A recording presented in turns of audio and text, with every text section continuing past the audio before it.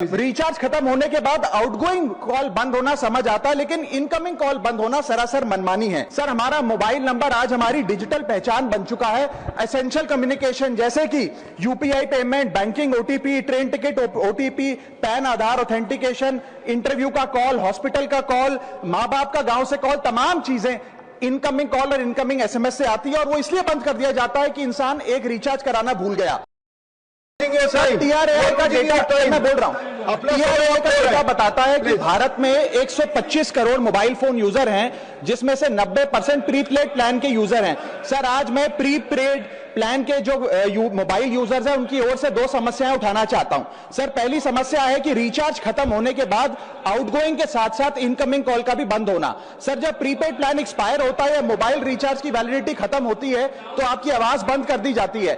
Phone मेरा, SIM card मेरा, number मेरा। तो सर, रिचार्ज खत्म होने के बाद आउटगोइंग कॉल बंद होना समझ आता है, लेकिन इनकमिंग कॉल बंद होना सरासर मनमानी है।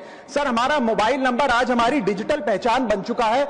एसेंशियल कम्युनिकेशन जैसे कि UPI payment, banking, OTP, train ticket OTP, PAN, Aadhaar authentication, interview का कॉल, हॉस्पिटल का कॉल, माँ बाप का गांव से कॉल, तमाम चीजें इनकमिंग कॉल और इनकमिंग एसएमएस से आती है, और वो इसलिए बंद कर दिया जाता है कि इंसान एक रिचार्ज कराना भूल गया।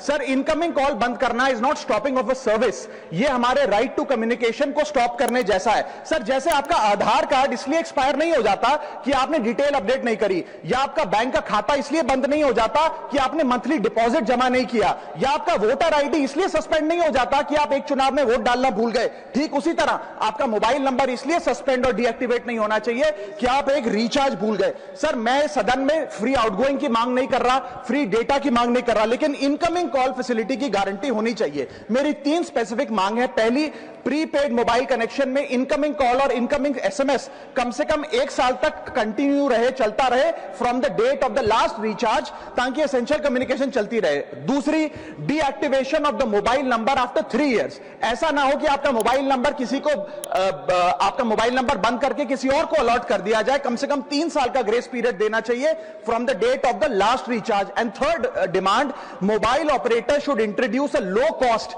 Incoming only plan. वो लोग जो सिर्फ इनकमिंग के लिए फोन रखते हैं उनके लिए, जैसे कि 10 रुपए में 180 दिन की इनकमिंग कॉल की फैसिलिटी, इस प्रकार की स्कीम्स मोबाइल ऑपरेटर को लानी चाहिए।